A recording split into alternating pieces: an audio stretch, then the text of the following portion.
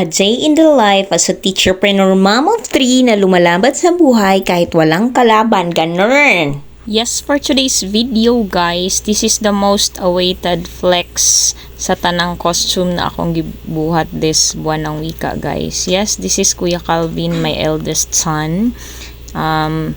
Kanipod guys, ang pinaka-consider na the most expensive one sa tanang costume na akong gihimo guys. And thank you so much sa mo ang tailor, ang iyahang lola Pining sa pag-rush na pagtahian ni guys, as in isa lang ako kahangyo na kailangan na dayon asap, as in priority jud siya guys, nga nakapalangga ang iyahang apo. Kanawong sila no.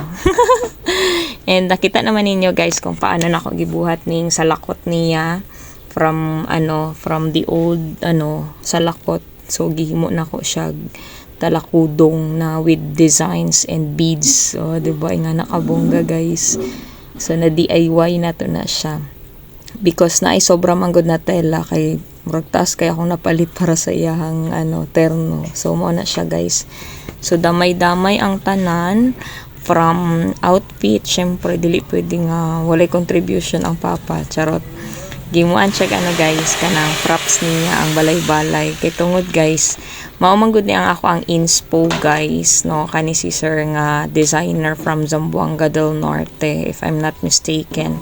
Sa iyahan nakuha na ang inspo, nakita ko lang sa Facebook, and kung pagkakita na ako na inspire ko, murag nindot siya kaayo, elegant, good. So gigaya na ko siya. So dili pwede nga manggaya na lang man pa na ay malimtan na isa ka part, charot. So kung manggaya gani dapat mas mas pinasabog pa ang imuha, good. So mo nang dili pwede walay balay-balay guys, kay tan-awa lang ninyo. So mo na siya, nabuo na ni Papa Alvin, siya ang naghimo sa foundation. And ako na po ang nagpadayon ani sa iyahang interior and exterior design, charot. Wala di ay ni interior exterior lang di ay. So mo ni akong gihimo guys kay para matagaan pug justice ang balay-balay nga gihimo ni Papa Alvin. Gikaberan ako siya og jute fabric guys, which is mo ni ang sobra sa tela nga gigamit na ko sa costume ni Kitty and sa akong student na si Laika. So sobra man kaayo akong napamalit kay sobraan ka excited bitaw ana. So nagamit ra pud nako siya, gi-maximize lang jud nako tanan na resources na naa ako guys, kay 5 ka costumes gani ang gihimo nako this buwan ng wika. So kung say available from lace to fabrics, ako ara jud na siyang gi-maximize. So wala man sa plano nga mao jud ni ang himuon sa balay-balay nga exterior design, pero since mao may available na to, so why not, di ba? Mamalit pa man jud ta og uban pa nga naa naman tadaan nakapamalit, di ba? So ana lang siya. Ang kanindot ani guys kay cute kayo ang balay-balay guys, lalo na katong naana bitaw siya lace trimmings na ako ang gibutang, kay elegant gid kay siya. Tapos ang lace trimmings guys nagibutang na ako sa balay-balay, katura pud ning lace nga naa sa iyahang accessories, sa iyahang salakot ug sa iyahang sanina. So mo nang nagka-uniform ra jud kaayo siya guys. So bisag asa nimo angle tan-awon ang iyahang props ug iyang kuan guys, iyahang sanina, naara gyud sa tanan, diba? So mo na ni atong finished product guys.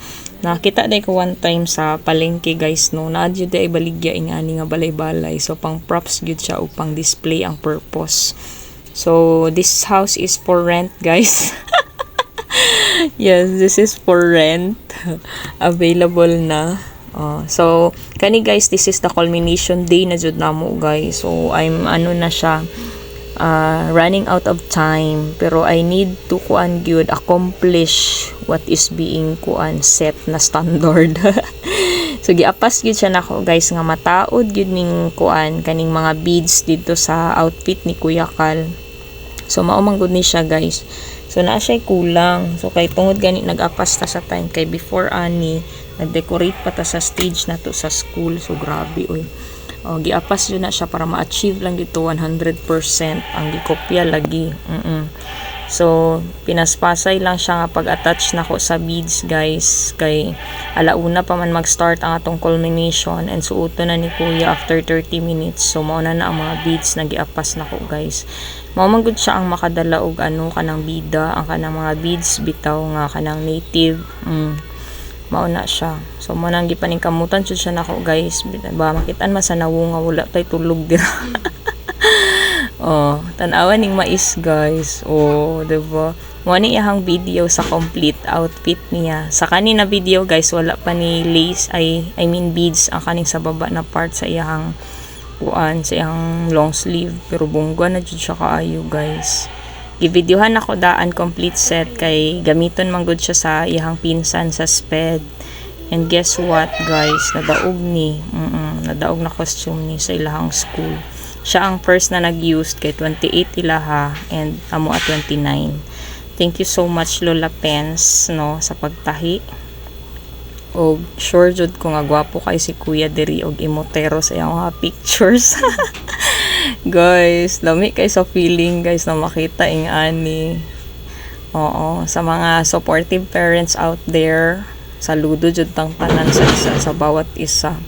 So, muna na siya, guys, during the culmination day, ang outfitan. And ang bag, guys, thank you so much kay Lolo-Loloy niya. Every year, na mo siyang ginagamit as props. Siyempre, di papatalo ang mama na agad tayo outfit po dato. Ipatahi dyan na ako, guys.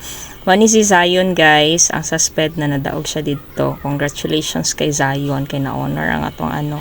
Tas kani classroom-based si Kuya na winner po. Thank you so much for always supporting, guys. Bye-bye!